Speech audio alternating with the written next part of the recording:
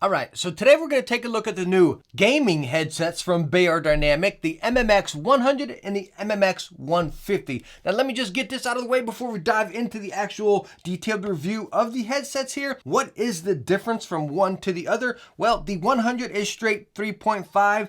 The 150 is USB. You can still run it 3.5, but it is primarily USB. A couple different features and functions within it, which we'll dive into deeper. But as far as the core difference, that is, as far as the build and comfort, which we're about to dive into right now, is the exact same across both of them. And talking about the build and comfort, looking at the ear cushions right here, as you see, fully pleather in and out right there. Plenty plush, but kind of small. They're plenty wide and open, just like other Beyerdynamic headphones, but as far as like they are shallow, they are incredibly shallow. You can see right there, it's even before my first little knuckle. Do you even call, is that a knuckle up there? Do we call it? Yeah, it is a knuckle. I don't know. Whatever we call that first joint of my finger right there. Now you do have padding inside the driver right here, but let me tell you what, guys, my ears were pressed against these drivers. Like when I put it on, got them on backwards here, like if that really matters right now, but when I put them on right here, like no joke, I have driver ear right there, and it gets worse over time, okay? Because right now they just sit like that, but you get some heat on your ear pads and everything, you just start giving way, kind of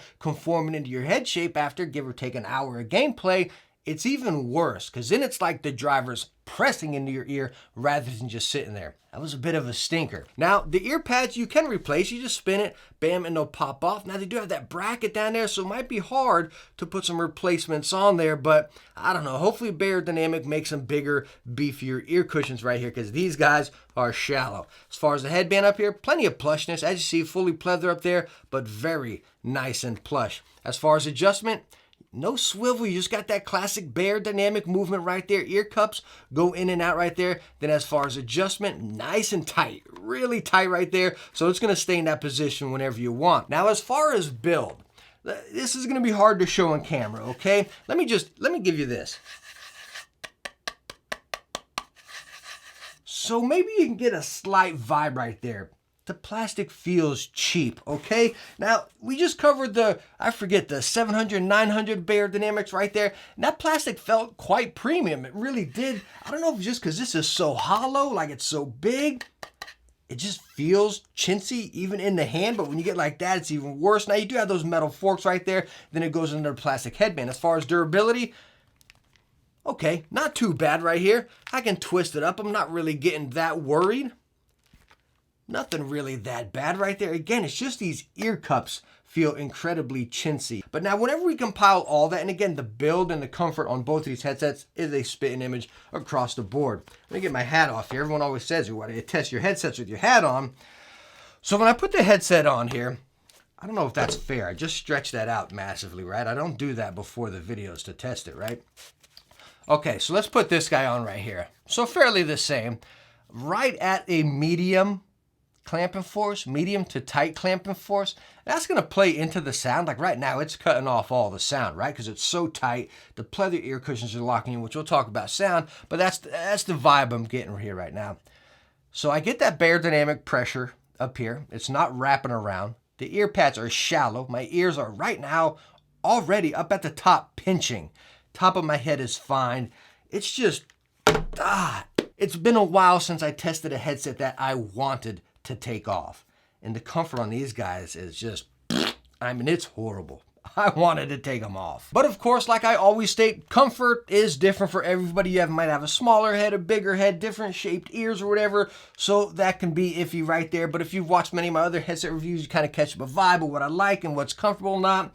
Again, these just didn't work out for me. And on top of that, the build feels quite chintzy. But anyways, besides that, let's go and talk about features and functions. We're going to see a lot of the differences here. Also, as far as in your box, you get your detachable microphone on both of them right there, included windscreen. We'll get to that mic test here shortly. Over here on the 150s, again, you get your USB-C to 3.5, and then you get your USB-C to USB-A. As far as your ports right on here, you have your microphone port, your USB port, and then your multifunction volume wheel, which we're going to talk about that shortly right here. Coming over here to the 100, you get your 3.5 cable right here, and then you get a longer one, a much longer one with your splitter if you're on PC.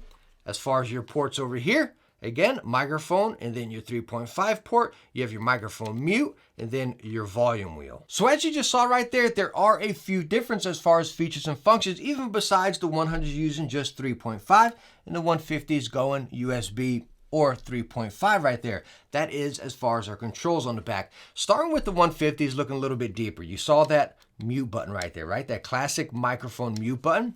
Also your volume wheel.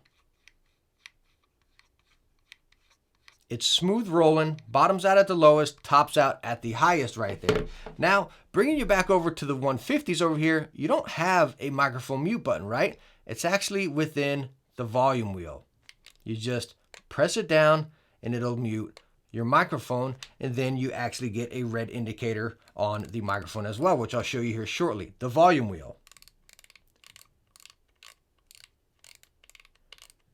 As you see, you have those tactile steps in there. It doesn't bottom out or top out right there, but you do have those tactile steps. You also have mic monitor on this guy. If you hold that volume wheel down for 2 seconds plus right there, it'll go into mic monitor and you'll hear what you hear through your microphone. So again, a multifunction volume wheel. So again, those features right there is pretty much the core aspect of what separates these two headsets here.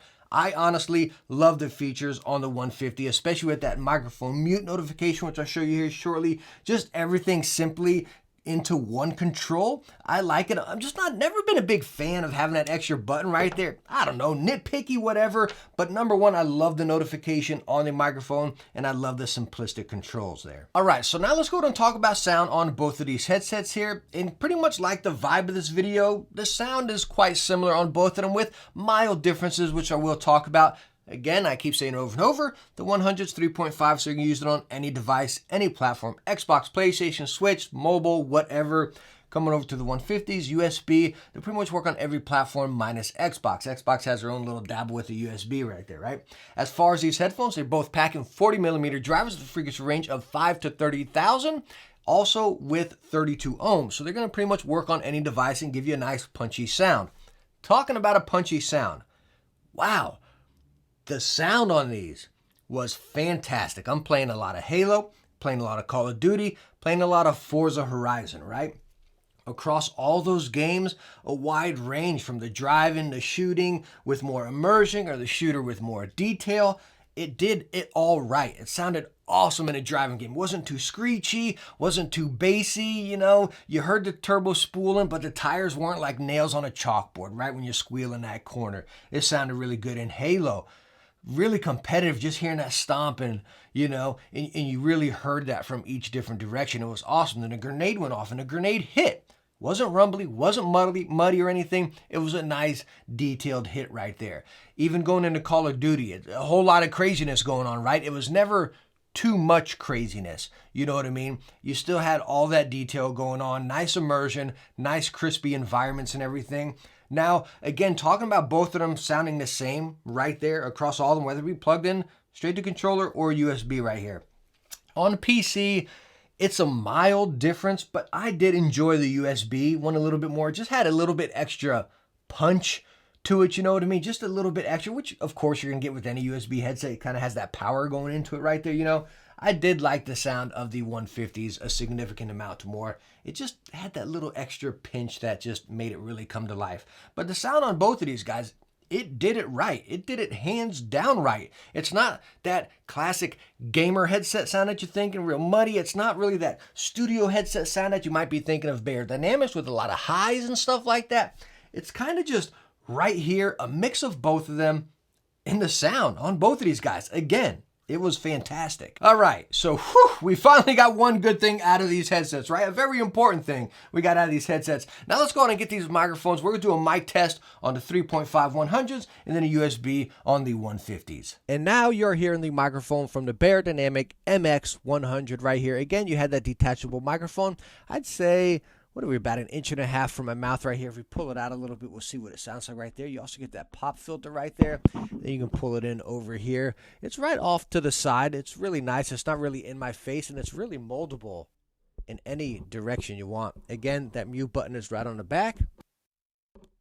You don't get any tone in the headset or anything, but you do get a little click in there, and it sticks out a significant amount so you know if it's actually muted or not. But all in all, this is the MX100. Let's go and plug in the 150s via USB and see how that one sounds. Now, one thing I want to show you with the 150 before we actually get into the microphone test is talking about it getting that power. As you see, our volume wheel is lit up orange right there. And then as far as that notification on the front of the microphone, if you press that volume wheel in, now you can see it's muted. You also get that tone in the headset, which you probably just heard, and then it comes up red right there. Now, to activate another tone, and it lights out. Now, if you hold it down, the bottom wheel actually turns that bluish green right there. That lets you know you're getting that side tone. Hold it down again, and now that's off. So again, you get a couple of different features, function notifications in the headset, which I honestly like. And now you're hearing a microphone from the MMX 150 right here, plugged into USB. And this is what you're hearing. By the way, I don't do any sound tweaking or anything. It's plugged and played. That's exactly what you're going to hear right here. And I did listen to a playback of the 150 already. It sounded better than the 100, but lower than the 100. I actually had to crank up the volume a little bit in my recording right over here because, again, it was significantly lower, but it did sound better. So anyways, pretty much same thing, detachable, very moldable wherever you want. Comes with the included windscreen. The only difference is those features and functions I showed you with the volume wheel and the notification right there. I really like it. I liked, again, the sound of this better right here. But again, it's kind of weird how it did tone a little bit lower as far as that volume. But all in all, I think the microphones are pretty darn good on both of these headsets. All right, so now let's go and talk about our conclusion, and I really like this part right here, right? Because talking about the price of these, the MMX 100s cost $100. Guess how much the 150s cost? Yeah, that's right, $150. I love it. It's so cheesy, but I stinking love it right there. You know what I mean? So anyways, talking about it, hopefully you got a good grasp of what's the differences of them right here. Now, both of these headsets, both of them, the 150s and the 100s, they do half right and they do half wrong. The bad part about that is there's key aspects in both of them. The sound and the microphone, I thought were fantastic. They're great. The comfort in the build, I think they're horrible, right? It's kind of like you got, again, the two aspects. You're doing some of it great and some of it very bad. You know what I mean? Me personally, like I stated before, I wanted to get these headsets off. They were so uncomfortable. So that as being, Techne, it's got to be stinking cozy, at least cozy. Heck, even comfortable will get a pass, you know what I mean? But this didn't do any of them right there, so they can't get a recommendation from me. But again, guys, comfort is subjective. It'll be different for everybody right there. The build is the build. It's right there. Take care of it and you'll be fine. But it does feel kind of chintzy, kind of toyish, kind of like a 1990s type of gaming headset. You know what I mean? It's kind of cheesy. What I would have liked here is Beyerdynamic, just to dive in a little bit more, put some of their expertise into this, put some of their quality into this, because what I feel like is right here is Beyerdynamic just trying to dabble into the budget gaming headset space. That's what I feel like they're trying to do right here. And they're doing, again, a lot of the key things right. But the other half of the key things are done wrong. So, I don't know. Let me know what you guys think right down below. What do you think of these headsets? You think they're screaming really good value right there? Again, the comfort could be fantastic for you. I really want to talk to you guys about this down below. But all in all, thank you so much for stopping by watching this video. I hope I helped you out and I hope you enjoyed it. If you did, hit that thumbs up and don't forget to subscribe for some future tech videos. Hey, I hope to catch you in the next one. Bye now.